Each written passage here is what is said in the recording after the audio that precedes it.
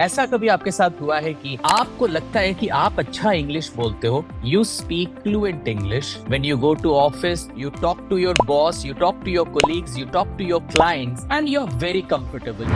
But problem आपको तब होता है जब आप मूवीज देखते हो, वेब सीरीज देखते हो इंग्लिश में और आपको कुछ समझ में नहीं आता। This is going freaking crazy, I am telling you, ये क्रेजी चीज है भाई। मैं फ्लुएंट हूँ फिर भी मुझे मूवी समझ में क्यों नहीं आता है? When people are talking why I am not able to understand.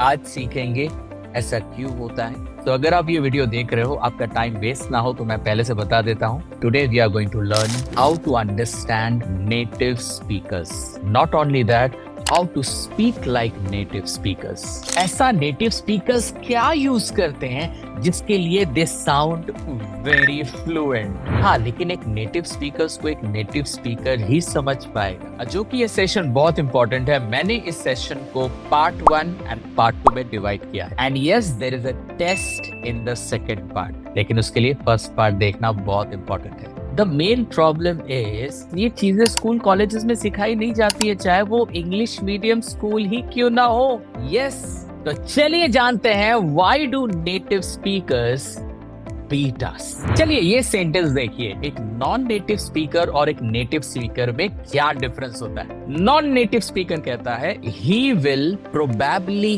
Come tomorrow, बहुत ज्यादा चांस है कि वो कल आएगा। लेकिन अगर एक नेटिव स्पीकर होगा तो वो ये सेंटेंस नहीं यूज करेगा, वो बोलेगा he will most likely come tomorrow, most likely. तो आपने देखा कि एक नेटिव स्पीकर क्या यूज करता है, वो कुछ ऐसे फ्रेजेस यूज करता है जो कंसाइज हो, जो काफी छोटा हो, तब झटके से आप किसी को बोल। चलिए एक और एग्जांपल देखते हैं। अगर एक नॉन नेटिव स्पीकर को किसी से पूछना है, भाई तुम महीने में कितना कमा लेता है, तो वो क्या पूछेगा? How much do you earn per month?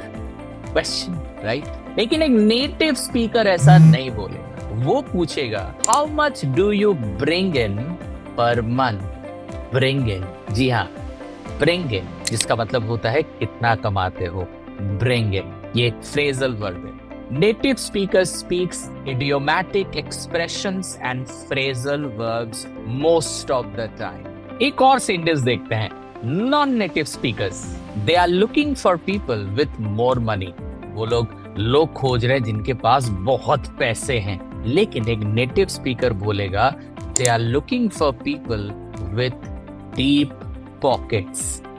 Deep pockets, deep pockets का मतलब होता है जो रिच होते हैं, right? Rich people, deep pockets, जिसके पॉकेट में बहुत पैसे होते हैं। जी हाँ, अगर आप हमारा लाइव सेशन अटेंड करना चाहते हो, हम ऑनलाइन लाइव सेशन करते हैं और दुनिया भर के लोग आते हैं। जी हाँ, दुनिया भर के, सिर्फ इंडिया के नहीं, दुनिया भर के लोग आते हैं। ज्वाइन करना है 3-day workshop how to be fluent and speak English more impressively. Join करना है तो डिस्क्रिप्शन में आपको लिंक मिल जाएगा, क्लिक करना, ज्वाइन हो जाना। चलिए एक और सेंटेंस देखते हैं। It doesn't matter how much it cost, मुझे कोई फर्क ही नहीं पड़ता कि इसका कॉस्ट कितना है। ये नॉन नेटिव स्पीकर बोलेगा, राइट?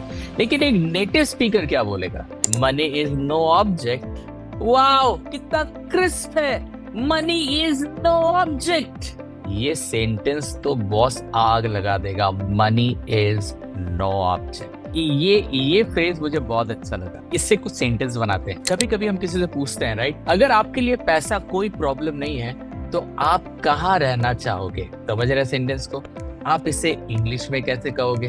देखो, पैसा आपके लिए कोई मैटर ही नहीं करता, मतलब आपके पास बहुत ज्यादा पैसे हैं, तो वही जो हमने किया, मनी इज नो ऑब्जेक्ट। अब उसमें इफ लगा दो, तो मैं स्टार्ट करूंगा सेंटेंस को, if money were no object where would you choose to live? कैसा है सेंटेंस? आप कहाँ रहना पसंद करते? Where would you choose to live? अगर पैसा आपका प्रॉब्लम नहीं है, इनडायरेक्टली इसका मतलब यही है कि आपके पास बहुत पैसे हैं, राइट? तो इसको हम ऐसे करते हैं, ठीक है? अगर आपके पास बहुत पैसे होते, आप अपना समय किसको देते या क्या करते? इसको मैं बोलूंगा, if money were no object how would you spend your time? आप अपना टाइम कैसे स्पेंड करते, right?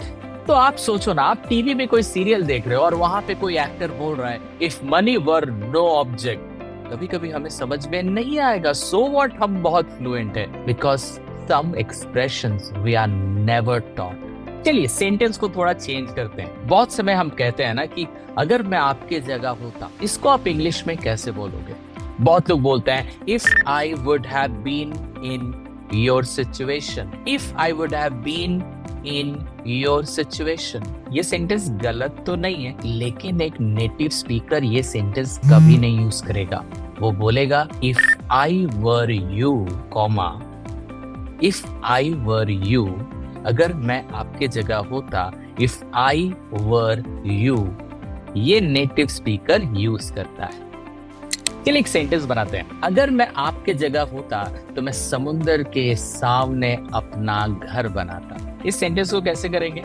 If I were you, I would make my house adjacent to the ocean. Yes.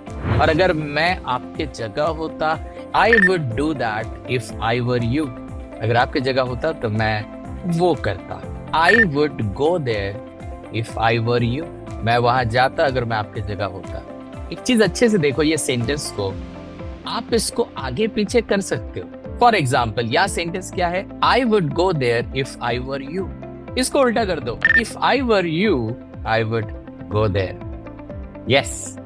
If I were you, I would be more careful. अगर मैं आपकी जगह होता तो मैं काफी सावधानी बरतता। तो पार्ट 1 को यहीं पे रखते हुए मैं विदा लेना चाहूंगा। आई होप आपने इस चैनल को सब्सक्राइब कर दिया है, ताकि इसका पार्ट 2 आने के समय सबसे पहले आपके पास खबर जाए।